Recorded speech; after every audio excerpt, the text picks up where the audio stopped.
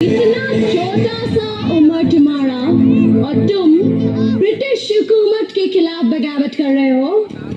भारत माँ की आजादी के लिए इस देश का बच्चा बच्चा अंग्रेजी हुकूमत के खिलाफ बगावत करने और अपना सर कटवाने को तैयार है। और मैं तो सिर्फ 15 साल का हूँ। सोचो मेरे अंदर आजादी का कितना जज्बा होगा। You stupid Indian child! तुम आजादी का सपना देखना बंद कर दो वरना हम तुमको फांसी पे लटका देगा। जो बसंती चोला पहनकर जान हथेली पर लेकर निकलते हैं उन्हें फांसी के फंदे का खौफ नहीं होता है। और रही बात आजादी के सपने की, सपने तो अब ब्रिटिश हुकूमत देख रही है हम पर और राज करने के, क्योंकि अब हम आजादी लेकर रहेंगे। तुम्हें ब्रिटिश हुकूमत की ताकत मालूम है? हमारे पास गोले, तोपे है, बारूद है, बंदूकें हैं। तुम्हारे पास क्या है? लाठी? हमारे पास तुम्हारी बंदूकों की गोलियां सीने पर खाने वाले नौजवान हैं।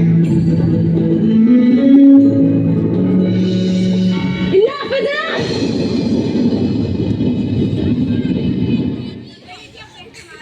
ब्रिटिश हुकूमत के खिलाफ आवाज उठाने के जुर्म में मुजरिम चंद्रशेखर को ये कोर्ट 15 कोड़े मारने की सजा देती है।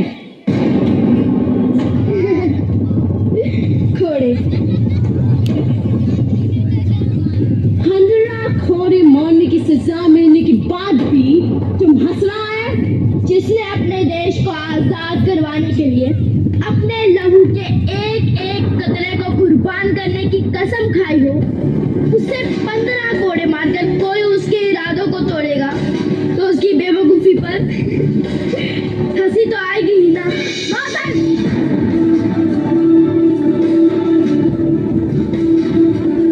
इसे अभी के अभी मेरे सामने कोड़े मारे जाए।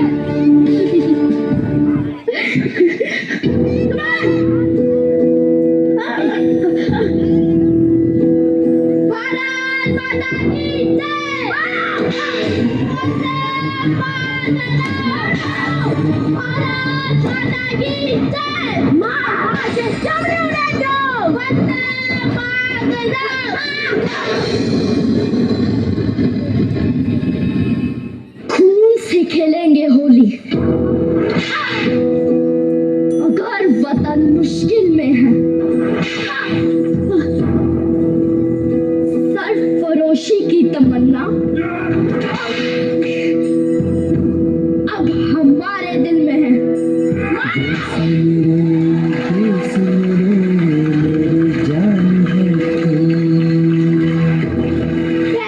पंडित चंद्रशेखर तिवारी आज भारत माँ को साक्षी मानकर ये शपथ लेता हूँ कि मैं भारत माँ की आजादी के लिए अपने प्राण दे दूंगा। लेकिन आज के बाद इन अंग्रेजों के हाथ जिंदा कभी नहीं आऊंगा। आज से मैं इनकी गुलामी और इनकी हुकूमत से आजाद रहूंगा। भारत माता की जय। वंदे मातरम।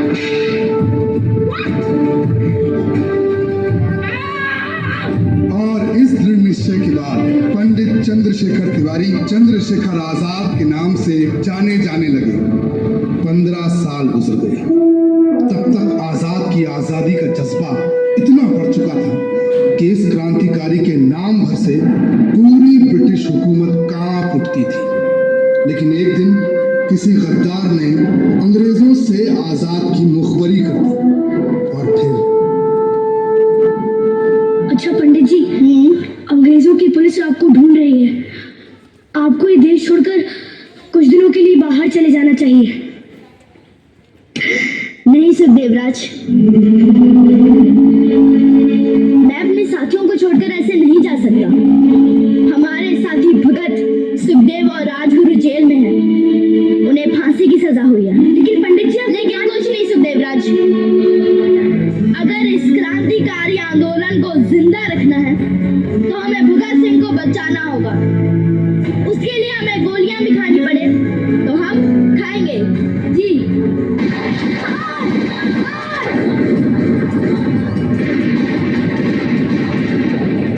तुम जाओ जाओ सुखदेव राज, मैं इन गोलों को संभालता, तुम यहाँ से जाए।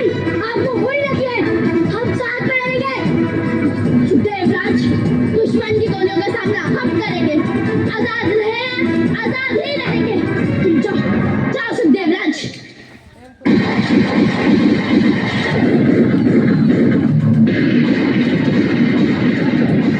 चंद्रशेखर, तुम चारों तरफ से घिर चुके हो, तुम्हारा बच के निकलना नामुमकिन है।